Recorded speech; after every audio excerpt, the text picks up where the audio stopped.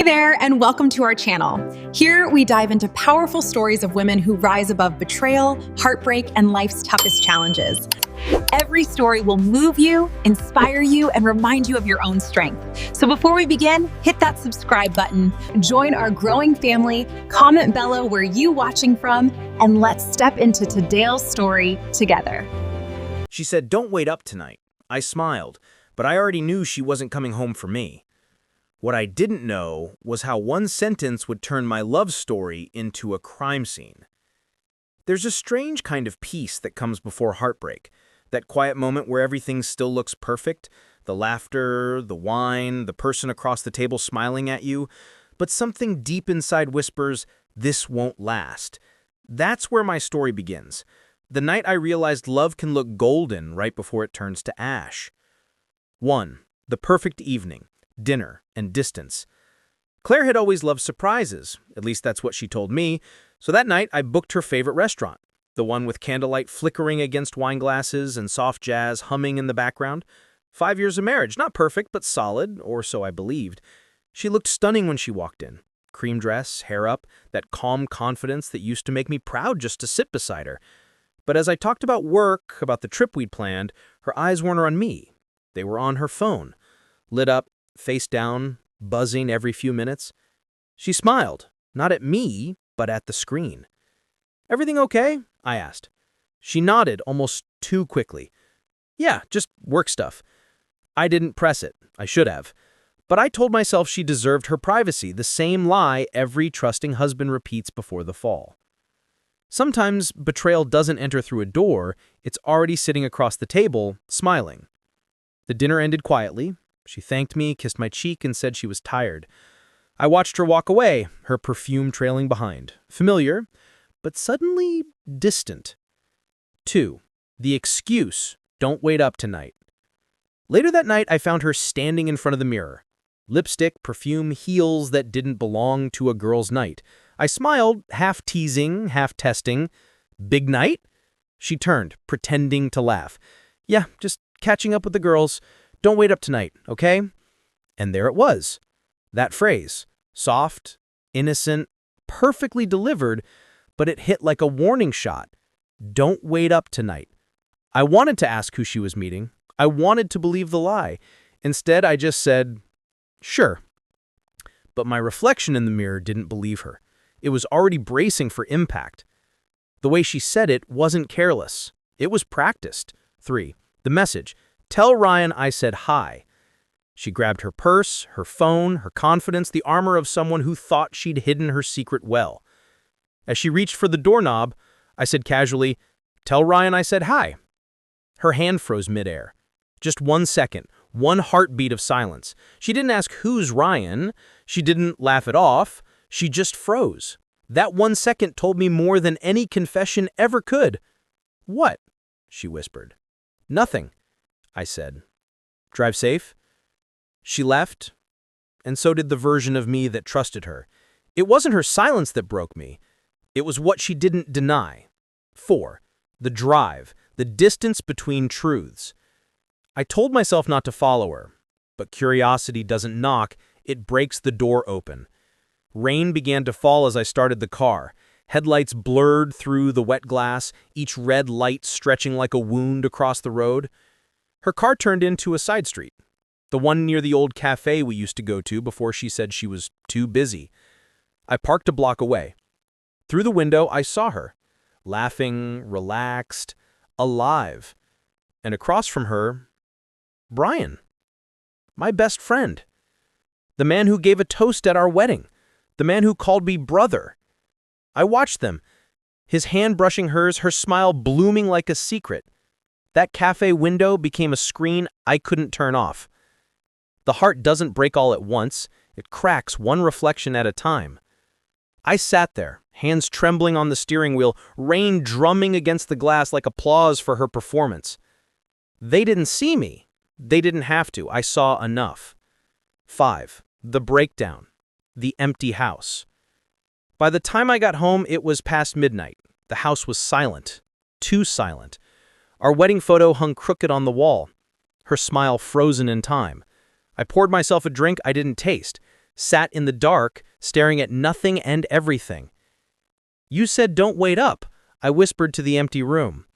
I didn't, but I'll remember every second I waited. I wanted to cry, but the tears wouldn't come. Instead, I laughed, a small broken sound that echoed louder than her goodbye. That was the night I stopped being her husband and started becoming her consequence. She thought I'd wait in heartbreak. I waited in silence. She froze for 1 second, and that was all the truth I needed. She said, "Don't wait up," so I didn't. But I waited for something else, the truth. And when it finally came, it didn't whisper, it screamed through her emails. That night changed something inside me. A quiet switch flipped somewhere between grief and clarity. I wasn't looking for closure anymore. I was looking for evidence. Love had been a feeling once. Now it was a case file.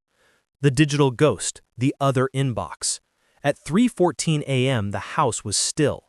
Her perfume still lingered faintly in the hallway, and her phone charger was gone, like she had erased even the small traces of home. I sat in front of my laptop, my face lit by the pale blue light of the screen. My hand hovered over her name and our shared cloud account. For a moment, I hesitated. Then I remembered her silence at the door, that 1 second that told me everything. And I clicked, forgot password. The irony? Her recovery email was mine. The universe has a cruel sense of humor. Minutes later, the inbox opened, quiet at first, then flooding with unread messages, private threads, late-night timestamps, names I didn't recognize until I saw his, Ryan, my best friend. The emails weren't blatant confessions, they were coded, clever. The sky looked perfect tonight. Same cafe tomorrow. He doesn't suspect a thing. I wasn't stalking my wife, I was auditing my marriage. I scrolled through hundreds of exchanges, hidden beneath receipts, disguised as calendar invites, buried under fake project names. Every word stripped away another layer of the illusion I'd once called love. But it wasn't the cheating that broke me, it was how organized it was, how practiced, like betrayal had been her second profession. She didn't fall into an affair, she built it, brick by brick, on my trust. The connection, Ryan's identity. By sunrise, I wasn't a husband anymore, I was an investigator. Ryan had always been around, family dinners, birthdays, weekends. I used to think his loyalty was friendship, now I knew it was camouflage. Their first meeting dated back 2 years before our marriage. She had introduced him as an old friend. He had introduced himself as someone who respected boundaries. I laughed when I read their early messages, not out of humor, but disbelief. Because every time I thought I knew when it started, the timeline pushed back further. I missed the way we had to hide. He still trusts me, it's pathetic. I closed the laptop, my hands were shaking, not from sadness, from clarity. The woman I loved wasn't who I thought she was. And Ryan wasn't just a man who stole my wife, he was a man who stole my past. He didn't steal her from me, he borrowed her from the lie we both lived. But what I didn't know yet was that betrayal was only the entry point. The real story was buried deeper, under balance sheets and signatures that didn't belong to me. The Confederate, a stranger's warning. 2 days later, a message landed in my inbox from an unknown sender. Subject line, "You deserve to know." The email came from Lena, Ryan's ex. Her words were sharp, not emotional, not pleading, just facts. She said Ryan used her too, not for love, but for business. Attached was a document trail, transactions, contracts, emails between Claire and Ryan. They weren't just lovers, they were partners in deception. They'd forged my name on 2 business filings, fake consultancies under my ID. They'd taken money from clients, pocketed it, and let the tax blame land on me. They weren't building a love story, they were laundering one. I called the accountant that handled our joint statements. He hesitated when I asked about the missing funds. Finally, he sighed and said, "Ethan, Claire told me you approved everything. I thought you knew." My chest tightened. My wife hadn't just cheated on me, she'd weaponized my trust to build their empire. The betrayal wasn't emotional anymore, it was financial, strategic, documented. Love can stab you in the heart, but greed knows how to bleed you dry. The decision, the hidden folder. I didn't confront her, not yet. You don't walk into a war without weapons. Every file, every transfer, every message, I saved them in a folder. I named it Truth Debt. Inside, I organized the evidence like a crime report. Folder 1, The Affair. Photos, messages, call logs. Folder 2, The Theft. Transactions, falsified forms. Folder 3, The Plan. Because yes, they had one. In one of the emails, Claire had written, "Once the money clears, we can disappear. He'll never know until it's too late." She was right, until now. She called it love, I called it leverage. That night, as rain pattered against the window, I looked at our framed wedding photo. Her smile was still there, perfect, timeless, unreal. But now I saw the reflection of who I was becoming, someone she'd never recognize, someone who didn't wait anymore. I whispered, "You wanted me to wait up, Claire. I did, but not for you, for the right moment to end this." And when the lightning flashed outside, I pressed Save All. The screen glowed for a second, then dimmed, like the calm breath before a storm. She broke my heart with romance, but my revenge would be written in receipts. She thought I'd vanished into heartbreak, but I was building something else. Not closure, a countdown. The night after I pressed Save All, I didn't sleep. Not because of pain, but precision. Grief fades, but strategy? It hums like electricity under the skin. I opened my journal, not the one filled with emotions, but with numbers, notes, and names. Every entry was a bullet without noise. 1, the setup, the quiet war. The next morning, I walked into my office like nothing had changed. To everyone else, I was still Ethan Cole, loyal husband, stable partner, quiet professional. Inside, I was already dismantling their world. Ryan's company had roots deeper than I thought. Fake shell firms, offshores, tax covers. But every path led back to the same place, my accounts. They used my trust like currency, so I set my own exchange rate. They thought I was emotional, I was economical. I began transferring small, traceable amounts, creating a breadcrumb trail, easy to follow but impossible to erase. A setup so clean that even truth would look like betrayal when it hit the surface. Every dollar was now evidence, every message a fuse. I wasn't waiting for karma anymore. I was designing it. To the actor, loving husband returns. 3 days later, I called her. My voice soft, tired, believable. "Can we talk, Claire?" She hesitated, then said the one word I needed. "Okay." When she opened the door, she looked surprised, not guilty, performative, like an actress unsure if the play had restarted. I smiled faintly. I don't want to fight anymore. The shock in her eyes told me the performance worked. Dinner, laughter, the illusion of peace. She thought the storm had passed. She thought I was back. That night, as she slept beside me again, her phone buzzed. "Ryan, are you sure he's calm?" She didn't see me screenshot it. She didn't know the password I'd set in her sleep. Sometimes the best revenge wears forgiveness. 3, the blueprint. Operation Reflection. Revenge isn't fire, it's architecture. I began mapping the next move. Every email she sent, I mirrored. Every transaction she made, I duplicated.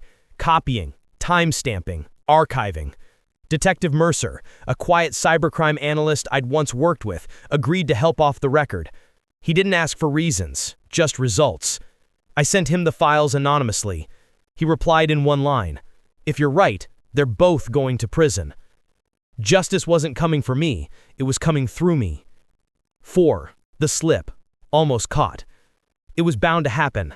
One evening while transferring backups to an encrypted drive, I left the flash drive on the desk. When I returned, it was gone. She stood near the door, holding it between her fingers, her expression unreadable. "What's this?" she asked. For a moment, my heart raced. Then I smiled, slow, deliberate. "It's our photos, from the early days." She stared at it, paused, then handed it back. "You're sentimental again." She left the room, and only then did I exhale. The drive didn't have photos. It had every piece of her confession disguised as metadata. She thought she found my secret. She didn't know she was the secret. I realized how close I was to exposure and how intoxicating that danger felt. It wasn't just revenge anymore. It was art. 5, the countdown. 24 hours left. Ryan's company was hosting their annual corporate fundraiser. Black tie, champagne, press everywhere. The same one they'd mocked me for not being successful enough to attend. This time, I'd be there. Not as a guest, as an ending. Detective Mercer had everything ready. The files, the wire confirmations, the emails, all scheduled to drop at 9 p.m., synchronized with Ryan's speech. I stood before the mirror, fixing my tie. The reflection didn't tremble, didn't doubt, didn't love. They built their empire on lies. I built my silence into dynamite. That night as I walked into the grand ballroom, chandeliers glowing like witnesses, I could already feel the tremor in the air. She was there, radiant, nervous, perfect. Ryan too, confident, oblivious, rehearsed. When they saw me, their smiles faltered for just a second, and in that moment, I knew the countdown had already begun. They taught me to wait. I taught them what waiting costs. They built their empire on lies. I built my silence into dynamite. They thought I'd come to beg for closure. I came to host their downfall. The night smelled of expensive perfume and borrowed morality. Glasses clinked, laughter dripped from every corner. And under the glow of chandeliers, the same ones that once framed my humiliation, she stood. Claire, my wife, my betrayer, my masterpiece in motion.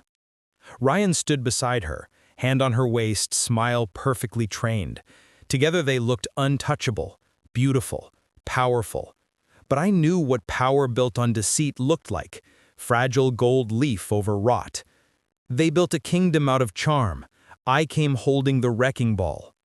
I didn't need an invitation. I simply walked in, tailored suit, calm expression, silence sharper than any weapon. No one stopped me. That's the thing about confidence. It walks like it belongs, even in enemy territory. When her eyes met mine across the room, I saw it. That flicker, that 2-second silence that once gave her away. Only this time, it wasn't guilt. It was fear, pure, instinctive fear. Ryan turned, confused. "Ethan," he said, forcing a laugh. "Didn't expect you here." I smiled. "You didn't invite me last year either. Thought I'd return the favor by inviting myself." Laughter rippled around the table. Nervous, uneven. I wasn't here to blend in. I was here to detonate. Some men chase closure. I chased timing. The fundraiser. Same stage, different truth. Ryan took the stage. Lights dimmed, screens behind him flickered to life. Company logos, charity slogans, everything polished and hollow. Tonight, we celebrate success built on trust. The irony was art. I looked at Claire. She avoided my eyes, fingers trembling just slightly against her wine glass. Then I checked my watch. 8:59 p.m. 1 minute left. Detective Mercer's message blinked on my phone. "All systems ready. Your call." I pressed send. The projector blinked again. Once, twice, then static. He built speeches. I built scripts. The reveal. Truth on screen. The next slide didn't show logos. It showed emails. Her name, his name, dates, transactions, intimate words. Each one a dagger made of text. Each one displayed for hundreds of eyes. Gasps filled the hall like thunder. Claire froze, her wine glass slipping from her hand, shattering against marble. Ryan turned pale. This can't. But the screen changed again. Bank records, transfers, audio recordings. His voice, her laughter, proof looping endlessly. The microphones picked up whispers, investors murmuring, reporters recording, and all I did was stand in silence. He built speeches. I just repurposed it. The collapse. Applause for the fall. Security rushed forward. Cameras clicked like machine guns. A journalist shouted, "Mr. Cole, is it true your wife and Mr. Blake used your accounts for laundering?" Ryan tried to speak, but every word came out like shards. Claire reached for him. He pulled his arm away. Their empire crumbled faster than applause could fade.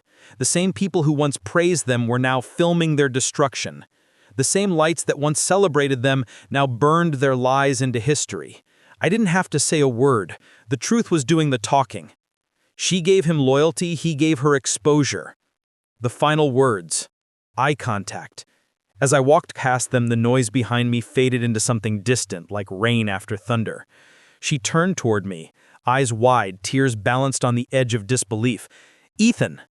I leaned close enough for only her to hear. "You said, don't wait up tonight." I didn't, but you'll wait a lifetime for forgiveness. Then I stepped into the cold night air, the cameras still flashing behind me like dying stars. For the first time, silence didn't hurt. It healed.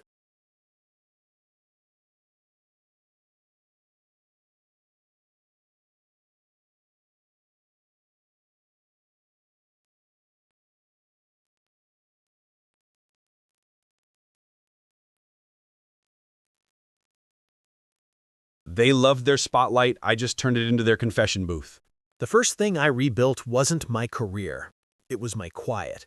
For months, I woke up to silence, not the kind that haunts, but the kind that heals. No phone buzzing with excuses, no half-truths over breakfast, just sunlight filtering through my window, golden and clean. I stopped checking who texted me. I started checking who I'd become. A year had passed since the night everything burned. Ryan was behind bars, Claire had vanished from headlines. And me? I was rebuilding from ashes, methodically, deliberately. My new firm, Cole & Co., wasn't born out of ambition. It was born out of necessity, a place where silence and truth could coexist. I helped others like me, men and women who'd been financially and emotionally deceived. The ones who didn't need revenge, they needed recovery. Every file I opened felt like rewriting my own history in small pieces. Every consultation was another way to tell myself, you survived, now help someone else do it faster. They thought I'd stay bitter. I became better instead. There was a time when the word marriage felt like a wound. Now it sounded like a lesson, a chapter that taught me where to invest and where to walk away. My office was simple. No awards, no photos of triumph. Just a framed check from my last client, signed with gratitude, not guilt. Below it, a quote engraved on glass. Pain pays interest when you invest it in purpose. Every time sunlight hit that frame, the reflection filled the room with amber light. It reminded me that peace doesn't roar, it whispers. Closure isn't silence, it's learning how to hear peace. One afternoon, I received a letter stamped Federal Correctional Institution, Ryan's name on the corner. I didn't open it right away. I just placed it beside the same whiskey glass I'd held the night Claire said, "Don't wait up." The circle had closed itself. When I finally read it, it was what I expected. Remorse, excuses, and the same signature arrogance disguised as apology. "Ethan, I never meant for it to go this far. You were like a brother. I hope someday you'll forgive me." I didn't finish it. I folded it neatly, placed it back in the envelope, and dropped it into my shredder. Some apologies are just rehearsed lies looking for an audience. But closure didn't come from destroying that letter. It came from realizing I didn't need to respond.